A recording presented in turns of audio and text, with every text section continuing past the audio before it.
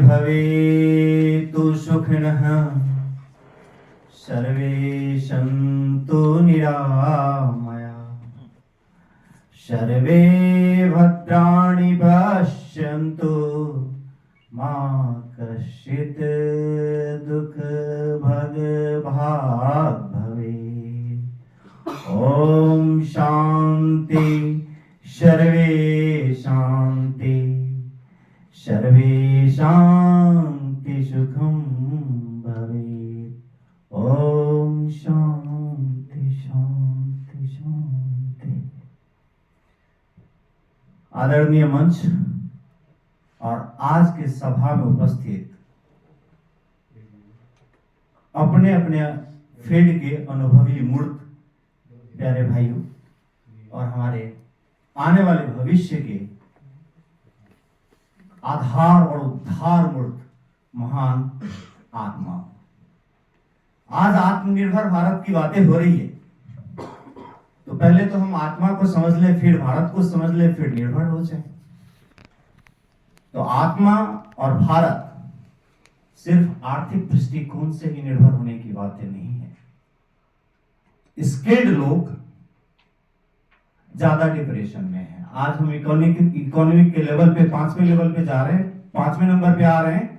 उसी तरह से डिप्रेशन के लेवल पे हम किस नंबर पे जा रहे हैं ये भी तो देखना पड़ेगा। 18 से 40 हजार मैं जो भी बातें कहूंगा, मैं सिर्फ डाटा और प्रवचन देने में विश्वास नहीं करता हूं। आज आप क्या इंफॉर्मेशन लेकर के जाएंगे और इस इंफॉर्मेशन को कैसे नॉलेज में कन्वर्ट करेंगे इसकी बात। 18 से 40 हजार बच्चे जिसका एज ग्रुप 13 से 23 साल है सुसाइड करते हैं, और इस समय हम काम कर रहे हैं प्रिवेंशन ऑफ सुसाइड के ऊपर। प्यारे भाइयों और बहनों, आज सोचने की बात यह है कि मेंटल हेल्थ क्या है। और डॉक्टर साहब अभी कह रहे थे कि आज जितना ही टेक्नोलॉजी से हम जुड़ते जा रहे हैं, इसका दूसरा पैराडॉक्स ये हो रहा है कि मानसिक लेवल पे हम विकृति की ओर जा रहे हैं। आप सबको पता हुआ नहीं, हम भारत को भारत के नजरिए से जब तक विकसित नहीं करेंगे तब तक इकोसिस्टम डेवलप नहीं होगा। हमारे विपिन भाई बहुत अच्छा बात कह रहे थे कि हम जो भी बोलते हैं ना वो यूनिवर्स में जाता है। ऐसा ना, पृथ्वी पे मानव का जीवन है क्योंकि लाइट है, साउंड है और मोशन है। आप यही मंगल ग्रह पे जा करके हम लोग ऐसे बातें नहीं करेंगे। Universe doesn't speak in English, universe working in frequency. पूरा कंप्यूटर साइंस 0 और 1 बाइनरी पे काम करता है। ये मुझे याद आ रहा है, मैं भी कॉर्पोरेट में आप लोगों की तरह एक सपना देखा था और जो सपना देखा उसको मैंने पूरा किया। तो मैं गूगल में नौकरी कर रहा था। आप सबको कितना पता है गूगल के विषय में मुझे नहीं पता, लेकिन मैं गूगल में, मेरा डिपार्टमेंट था safety security and law enforcement का। 27 कंट्री में अलग अलग चीजें हम देखते थे। उसमें हमारा मेन रोल था रिस्क असेसमेंट का, सेफ्टी का, इन्वेस्टिगेशन का अलग। 2013 में ड्यूरिंग ऑफिस आवर एक एम्प्लॉय सुसाइड कर ली और पूरा केस मेरे पास था, गूगल पे भी है इस समाधान। मुझे बोलने में अब कोई न डर नहीं है क्योंकि एक समस्या है, एक विकृति है। आज हम भारत को आजाद करने की बात कर रहे हैं। भारत को इतना 75 वर्ष हो गए आजाद हुए। जरा सोच के देखेंगे भारत गुलाम क्यों हुआ था। सोच के देखेंगे जब जब हम इंद्रियों के बस, विकारों के बस, हमारे अंदर जो मानसिक विकृतियां, क्योंकि हमें एजुकेशन तो दिया गया लेकिन एम्पल एजुकेशन नहीं दिया गया। गुरुकुल शिक्षा पद्धति खत्म हुई और बचपन से एक ही चीज के लिए ट्यून कर दिया गया कि तुम कितना पैसा माल कमाओगे। जब आपकी विकृति माल कमाने पे होगी, पैसा पे होगी, तो कोविड जैसी विकृति फिर से आएगी और तैयारी हो रही है। मानवीय मूल्य के संदर्भ में धर्म और राजनीति की भूमिका वर्तमान काल में दशा और दिशा के ऊपर सोचने की आवश्यकता है।